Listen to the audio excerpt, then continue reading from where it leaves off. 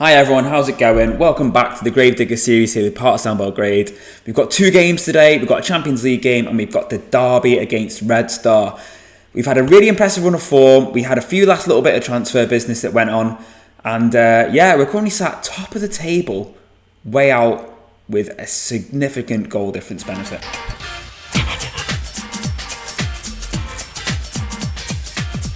I mean, just a quick little disclaimer. It's not that significant. I was lying. It was only 4 over Stancom, but 11 over Red Star, 14 over Vojvodina. We have been very high scoring here at Partizan this season, and there does seem to be a clear top 4 emerging now, which I'm hopeful means that the league itself is generally going to get a little bit more competitive. Harder for us, but hopefully better in terms of Europe. Obviously, in the league, we don't want the likes of Stancom, Red Star, and Vojvodina doing well, but in terms of European success, the strength of them is going to be really beneficial to us because it's going to hopefully improve that European coefficient and get us better spots going forward when it comes to European continental competition qualification. So before I get sidetracked, let's touch on the transfer business that I mentioned in the intro.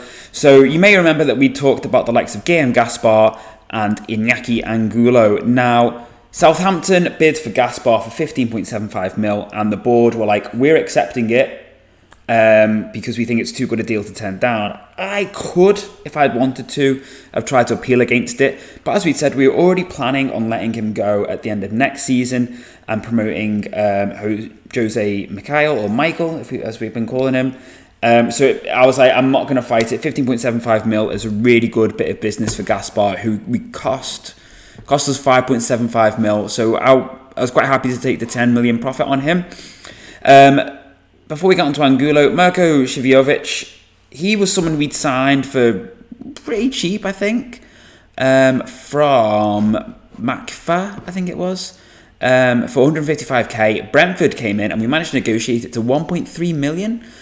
So as we touched on, we were looking to try and trim down the squad, and I thought, you know what, that's good money for someone who's never going to be our main striker, so let's let him go. Now, Iñaki Angulo, let's just have a look at this guy. So we signed him for 9.25 mil last season, and he spent the rest of the season on loan at Osasuna. He comes and plays for us. He plays 9 games and gets 2 assists. He dominates, by the way. He was immense in that deep line playmaker role. So good.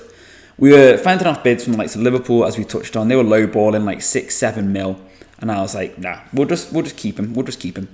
And then I want to say Villa bid like 15 mil for him, like 13.5 mil up front or something, and the board were like, we're going to accept it because it's too good to turn down. And I was like, whoa, no, we're not. Like, we're not accepting that, because I was like, we can get more for him. I know we can get more for him. He's really good. If we can we keep him? Because his value is only going to increase and he's going to really help us. And they're like, yeah, you know what? That's fine. We completely agree. We'll reject the bid. So I was like, yes. Dortmund come in pretty much right towards the end of the season. What date was it? So he went on deadline day, and they were like, here's 19.5 mil. And I was like, and the board were like, we're accepting it, and because we've already agreed to cancel it in the past, we're not going to let you do that now, but you can still ask us to renegotiate the transfer. So we said, can we try and get a bit more money for him? And I think they tried, but they didn't get it. I think in the end, maybe we got a slightly higher percentage of his profit, and his value hasn't really changed much since he's been there. And I think he's played 5 times. He's made 2 starts and 3 sub appearances in the league.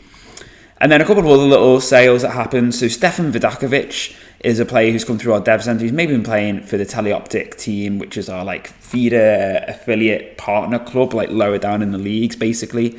And he's gone there on loan with an obligation to buy. Kevin Scott was a youth centre dev player who was never really going to amount to much, and Stancom came in and were like giving us like, well, 160k up front, but 450k in total. And I was like, you can take him for that. That's brilliant. We got a little bit happy-go-lucky on the loans for our fullbacks. Strahinja Markovic and Igor Balatovic have gone out on loan, and I am regretting that so hard right now, and you'll see why.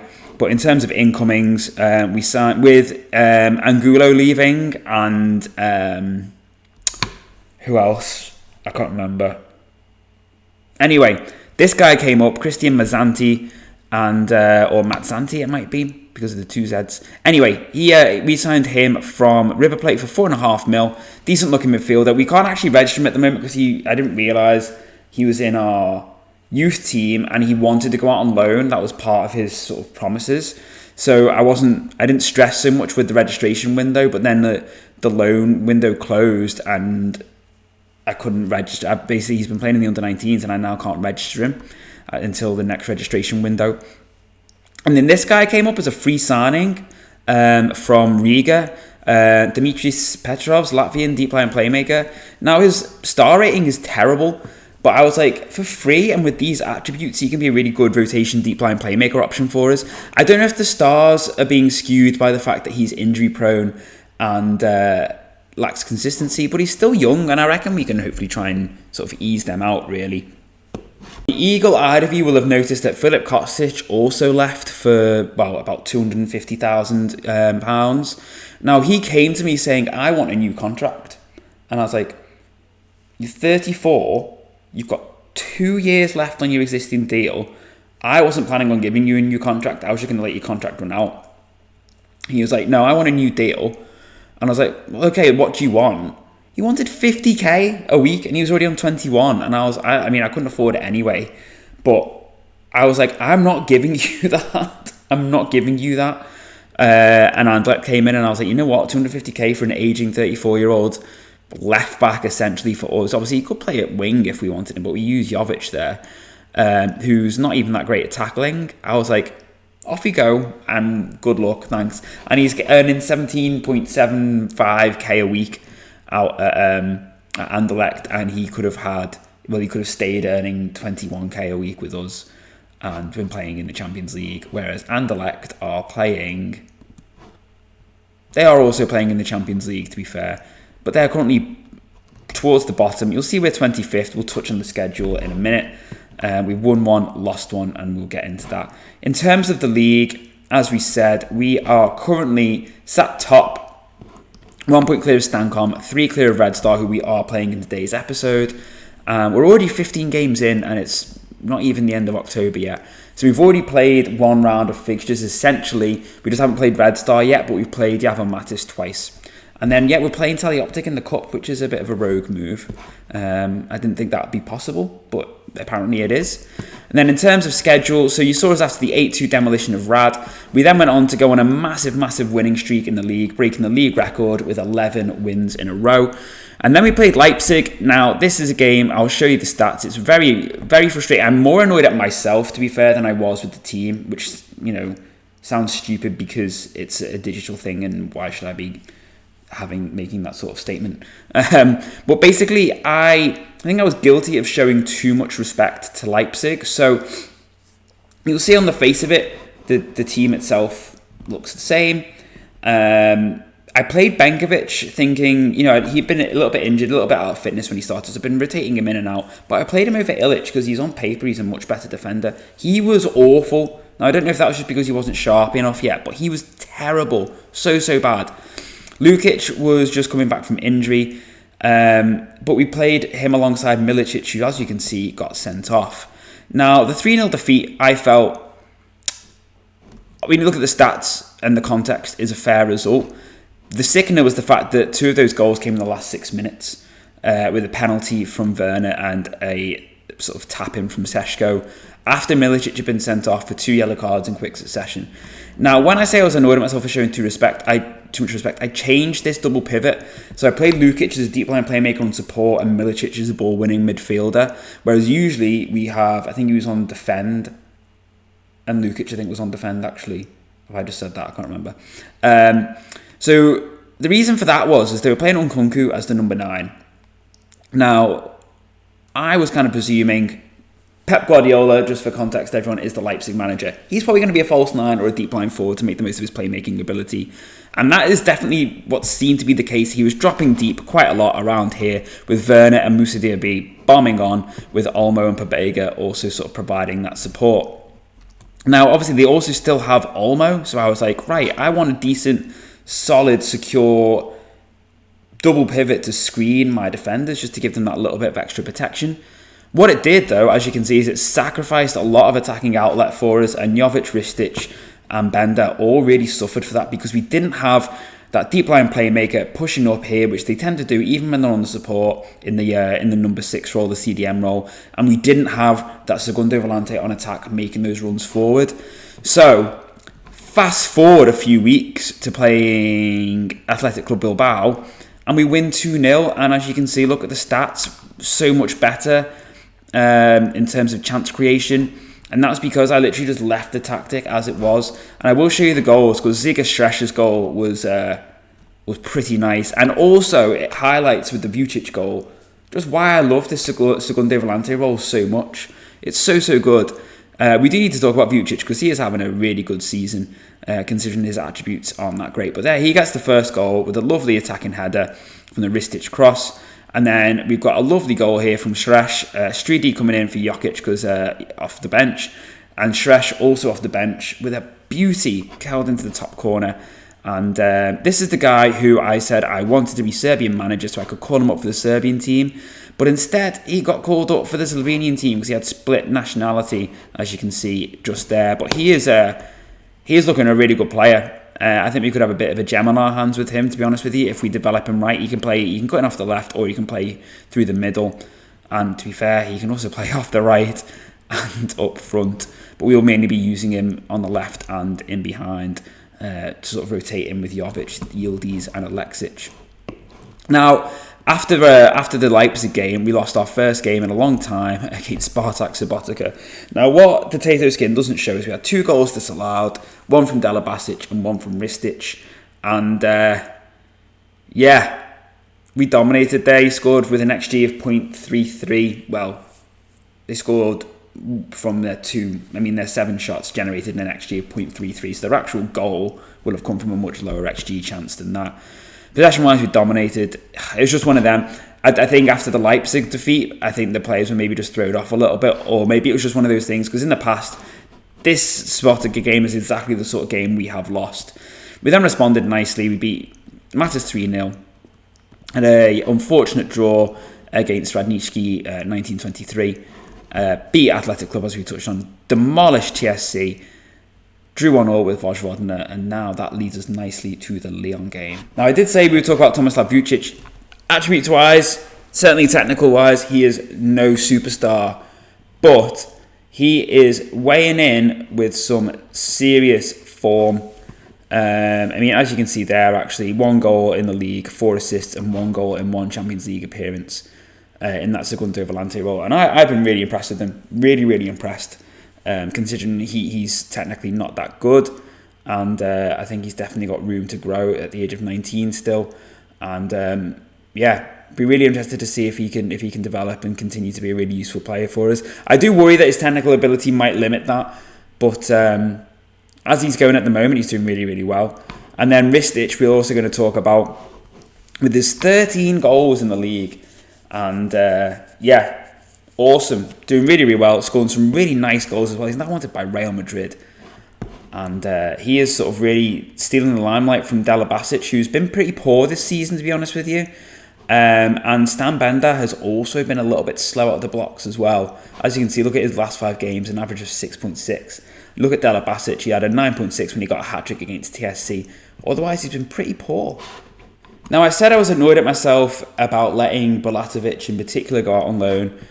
And that's because, basically, Mihailovic broke his leg, I think.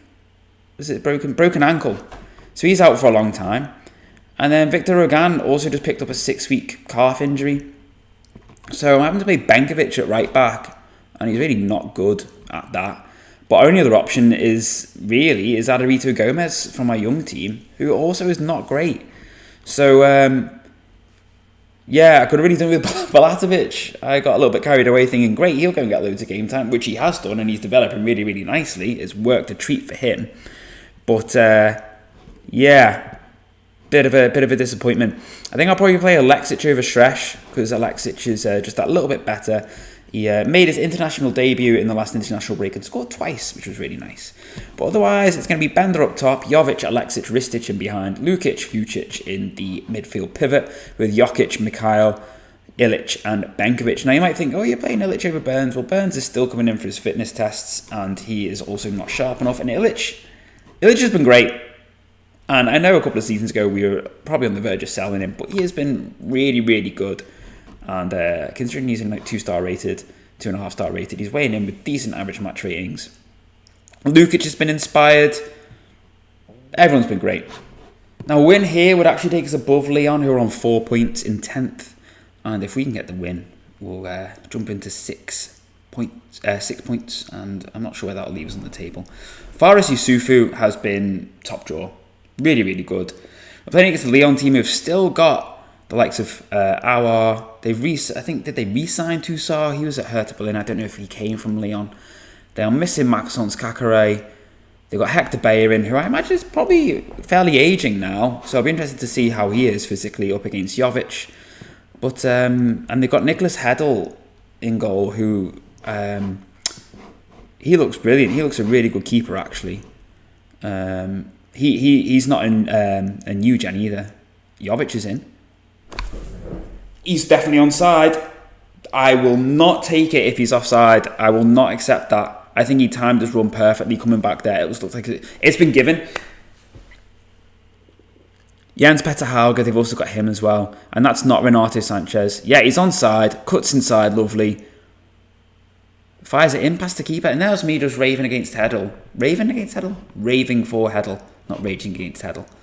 And he's well onside. And he gets beaten. All ends up there by that shot from Jovic. But yeah, this is Hedl. And I can't remember. I must be getting confused between. No, I did a rebuild and he signed for United, but he looks really good. And they've also got Gatti. They've got a decent team. Jovic is in again. Bender hits the post, and it is. Have they got Zalewski as well? Come on, Benkovic, put a foot in, man. Well done, Ristic. They've got Taliafico. Which Thiago is this? I've got Thiago Alcantara at 36. 4 pace. 4. He's going to get absolutely done in that middle. Wow. He's going to get absolutely overrun by our midfield. Poor guy. Ristic is going to get there. Oh, he just dinks it over. But who's this Borges Sanchez? He doesn't look much, does he? I know we've not got a full scouting report, but he doesn't look brilliant. Still got Awar. I don't know how old he is. Got a couple of yellow cards. Let's try and use that off. Benkovic is in. Benkovic is on yellows. Jovic is in. Cuts inside. Is that a corner? Or did he just blazed it over? Well done.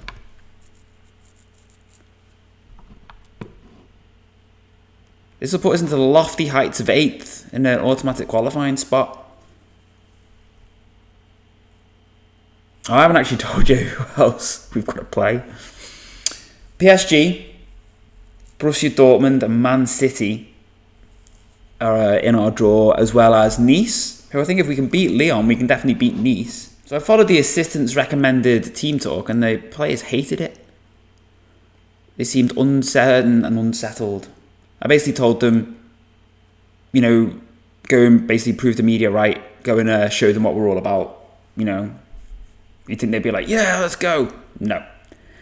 And then, the other team is Steaua Bucharest. So the remaining 5 games are PSG, Nice, Bucharest, and then Dortmund and Man City. Well done, Jokic. No, come on, Jovic. Come on. Good tracking. That's fine. Send him wide. Here's Hector Bellerin. Our scores, man. That could have easily been avoided. That was poor down the left-hand side. Really poor.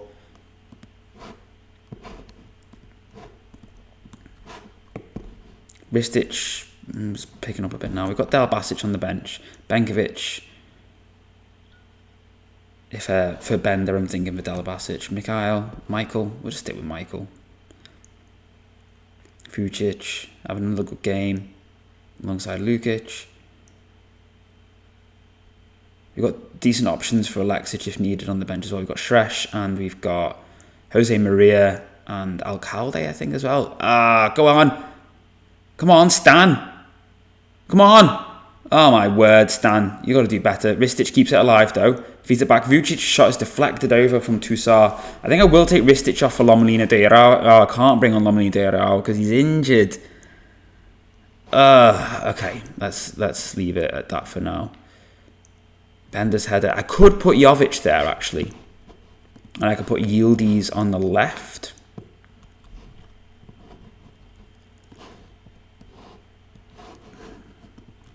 Let's try that. Let's try mixing things up there a bit. I'm gonna demand a bit more because I do want more. I want more. They didn't like it. Lukic is flagging. Let's freshen up the midfield because their midfield is pretty garbage, really. Where's Milicic? We can put him in there. And you know what? We'll do that. Freshen up that Volante role a bit. And I'm going to bring on Nixa for Bender. And I'm going to bring on Ziga Shresh. Oh no, I've got Alcalde. He is fit. And we'll leave it at that for now. I'm going to go attacking, everyone. You might think I'm a bit mad, but I think there's a win here for us. Look at the XG. The XG is well in our favour. Is that Harry Maguire? Maguire. Yes, go on, Ziga. Go on. Go on, go. Don't do that, man. What are you doing that for? You had 2 men in the box, dude. Oh. Thank you. You might think I'm mad going very attacking, but I want this win. I want the 3 points. We're not going to get the 3 points. That's frustrating. The win was there. The win was so there. It was just some poor play between Jokic and Jovic down the left. Now, we're currently unbeaten against the rest of our top of the table rivals in Stankom and Vojvodina. And now this will be a really good chance to land a bit of a blow on our big rivals, Red Star, in the first time that we're playing them this season, our first meeting. So, yeah, the team is relatively similar, with just the exception that Shresh is starting over Alexic and Delabasic in for Bender, who wasn't great last time out. So just to try and keep everyone fresh, we're doing that little bit of rotation. Otherwise, yeah, it's as you were. So, here we are. Big game. Big game. And, yeah, we'll be looking, like I said, to land our first blow at the first opportunity against this Red Star team. We were playing pretty... well, on paper it looks defensive, but it'll be attacking with the wing backs, I imagine. It looks like they had like a deep double pivot as well, though. They did, no, they got a single pivot with Dumbia and Kangwa in front. Okay, and Sturic and Jovic up front. Gonna be a nervy game, I think. I can't see. We've just hit the bar, but yeah, I can't see there being loads of chances for either team. I think it's going to be a case of just whoever takes what they can get. Meanwhile, we need Stankom to slip up today as well.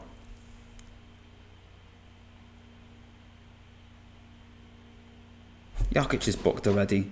He was one of those who kept getting carded, suspended, whatever last time.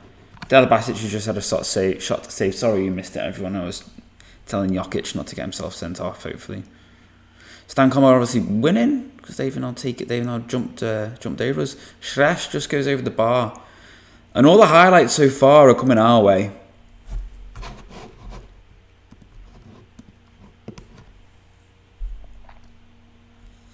Looks like we're going to get another little highlight just before the end of the half. Hopefully it's going to stay ours. Michael to Ilic.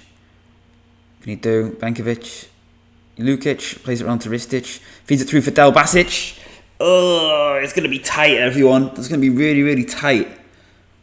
Really tight. Has he timed his run? My gut instinct is no. He has timed his run. I didn't think he had.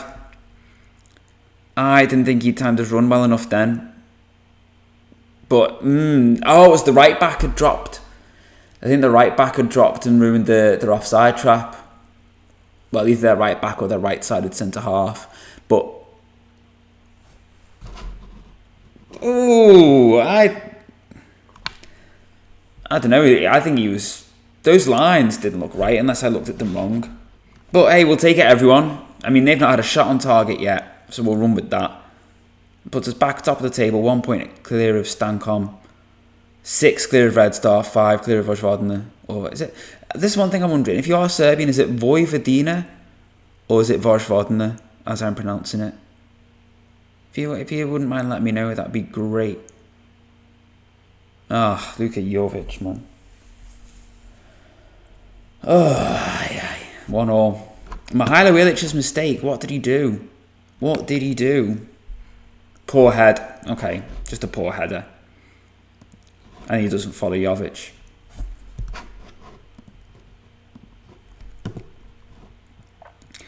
Jovic, on the other hand, is not having a great game.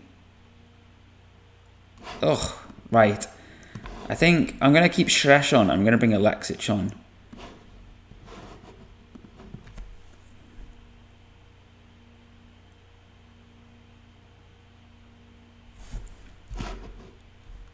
And what else do we do? What else do we do? We need to do it soon.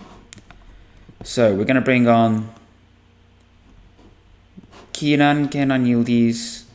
Stan can come on for Ristic. Stan can't come on for Ristic. Actually, okay, we will take off. Where's Stojic? Stan on.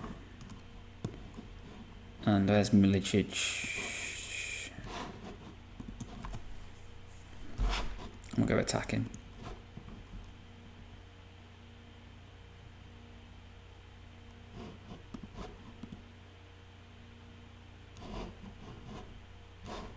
Oh. Yes, Stojic with his first goal for the club. At the death. At the death. I know some people don't do this, but I do this.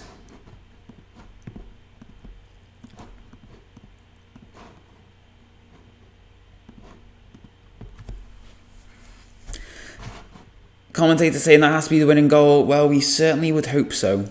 Kiss the inside of the post on its way in. Don't get me wrong, we deserve to win. Red Star have offered very little. And everyone look at the clock, look at the clock. He's offside. He's definitely offside there. 100%. 100% offside on that one. He was well off. He stood right in front of the keeper. I mean, Red Star are offering no protection for their keeper at all there, to be fair. But yeah, we'll take that. Everyone, at this point of the season, this is what we're looking at. We're currently 21st in the Champions League, first place in the league. And you will see us next time. So who have we got next? We've got PSG in the Champions League, Nice in the Champions League, Stour. If everyone's okay with it, I'm probably going to go through the next few Champions League games and probably do what I usually do and bring it back around here. Now, I know I think you've already seen us play City once before. We'll do it again. I don't want to bring it back for the PSG game because I'm a bit scared. And it'll be pretty soon. There won't be much else that's changed between now and then. And I'm kind of keen to try and progress things as much as I can. And I hope you've enjoyed the episode today. Drop a like down below if you have. Leave a comment. I'm so disappointed by that Lyon game. The win was there. That team talk that they hated at half-time is obviously what ruined it for us. But then a good win against Red Star. So, yeah. Let's see how we get on next time out, everyone. I'll see you very soon. Bye for now.